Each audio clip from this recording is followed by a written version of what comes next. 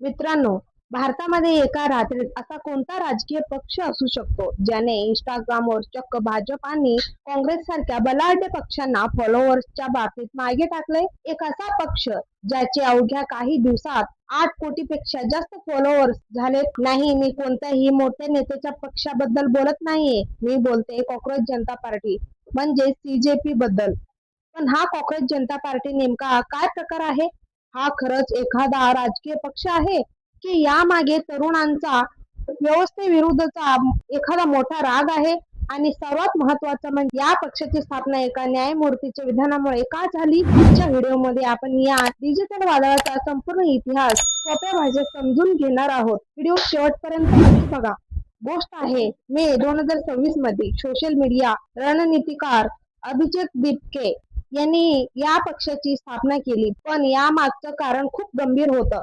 सर्वोच्च न्यायालयामध्ये एका सुनावणी दरम्यान बेरोजगार तरुणांचा उल्लेख करताना कॉक्रोच, झुरळ आणि परजीवी अशा शब्दांचा वापर झाल्याने वृत्त समोर आले. व्यवस्थेकडून तरुणांचा असा अपमान झाल्यानंतर तरुणांमध्ये तीव्र संताप निर्माण झाला. याच अपमानाला हत्यार बनवून तरुणांचा आवाज उठवण्यासाठी उपरोधाने 16 मे 2026 रोजी कॉक्रोच जनता पार्टीची घोषणा करण्यात आली. ज्या तरुणांना व्यवस्था झुरळ समजते त्याच झुरळांनी आता एकत्र येऊन आपला हक्क मागण्यास सुरुवात केली आहे. आता तुम्ही म्हणाल, या पक्षाची विचारधारा काय आहे?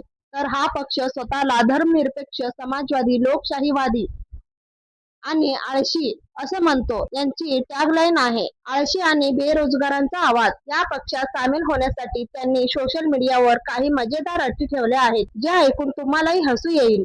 1. व्यक्ती सक्तीने किंवा इच्छेने बेरोजगार असावी. 2. ती शारीरिक कष्टाच्या बाबतीत आळशी असावी. 3. दिवसातून किमान 11 तास सोशल मीडियावर सक्रिय असणारी म्हणजेच क्रॉनिकली ऑनलाईन असावी. 4. आणि सर्वात महत्त्वाचं म्हणजे व्यवस्थेवर अचूकपणे टीका करण्याची क्षमता असावी. मित्रांनो, हा पक्ष दिसायला जरी मजेशीर वाटत असला तरी त्यांनी मांडलेले मुद्दे अतिशय गंभीर आहेत. त्यांच्या जाहीरनाम्यात मॅनिफेस्टो काही महत्त्वाच्या मागण्या आहेत. पहिली मागणी, सर्वोच्च न्यायालयाच्या मुख्य न्यायमूर्तींना निवृत्तीनंतर कोणतेही राज्यसभेची जागा किंवा सरकारी पद मिळू नये, जेणेकरून न्यायव्यवस्थेची स्वायत्तता टिकून राहील. दुसरी मागणी, पक्षांतर करणाऱ्या आमदार आणि खासदारांवर 20 वर्षे निवडणूक लढवण्यास बंदी घालण्यात यावी. तिसरी मागणी, संसदेत महिलांना 50% आरक्षण मिळावे. आणि चौथी मागणी, हा डिजिटल पक्ष पूर्णपणे माहिती अधिकाराच्या RTI कक्षेत येईल. आज परिस्थिती अशी आहे की या पक्षाच्या इंस्टाग्राम हँडलने भाजपच्या 8.7 दशलक्ष फॉलोअर्सचा आकडा पार करून 1 कोटीहून अधिक फॉलोअर्स मिळवले. देशातील अनेक विरोधी पक्षांच्या नेत्यांनीही या कल्पनेचे कौतुक केले आहे. थोडक्यात सांगायचं तर नीट परीक्षेचा घोटाळा, वाढती बेरोजगारी आणि सरकारी यंत्रणेकडून होणारी उपेक्षा याविरुद्ध भारतातील तरुण पिढीने जेन झेड डिजिटल क्रांतीचा हा एक नवा मार्ग शोधून काढला आहे. हा फक्त एक ट्रेंड नाही, तर तरुणांच्या मनातील संताप व्यक्त करणारा एक माध्यम बनला आहे.